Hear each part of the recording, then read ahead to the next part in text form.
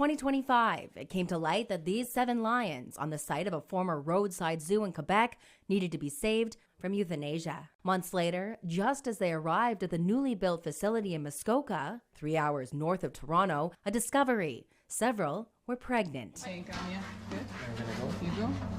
The single cat had 6 cubs in her that were all about 2 weeks overdue. And so it was a recipe for disaster. That female was named Kiwi, and what the surgeons found, tough to imagine. When they went in to do emergency surgery, most of those cubs were not viable cubs. First-time mothers, inbreeding, really the cards were stacked against some of these lions. And so we're so grateful for Mango, who did survive, but her mother died during childbirth after having a litter of 6 that were overdue and emergency surgery by wildlife veterinarians to save her life. Unfortunately, it couldn't be done. And this is the sad, sad truth that happens at so much of the surplus breeding and roadside zoos.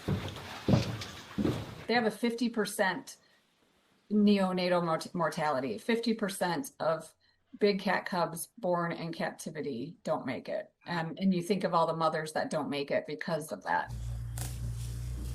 But from tragedy came a bit of hope by way of this little cub. Mango's named after her mother, Kiwi, who passed away. So kind of an homage to Miss Kiwi, who did not survive.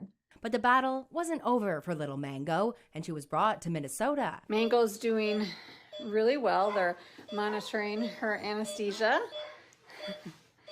So Mango needed 2 surgeries for a repaired hernia early in life. So we were able to bring her to the sanctuary first to be able to get those surgeries performed. How did her surgery go? It went very well. Good. Yep, no problems. Meanwhile, a similar story for another pregnant female named Nirvana. But her birth story, very different, and handled by the experts at the Toronto Zoo. I have dealt with other pregnant cats, but this was my first lion.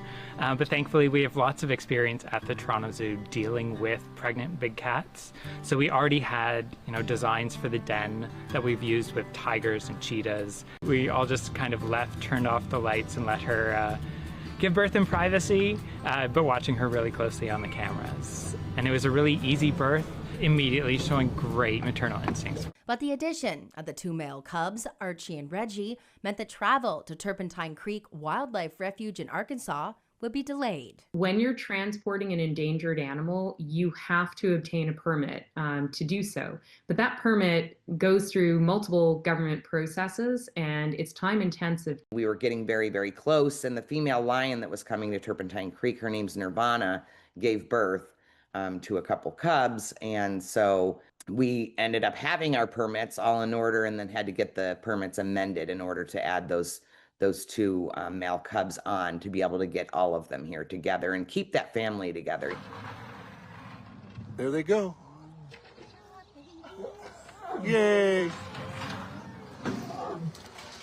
And you can see Nirvana's already talking to him.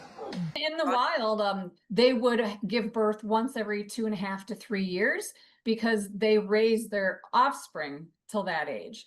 In captivity, as soon as they pull the cubs and sell them, they go right back into estrus and they rebreed them. So they're breeding these cats maybe 1 to 2 times a year instead of 1 every 2 to 5 years in the wild. And so that causes so much genetic issues, so much stress on the cats.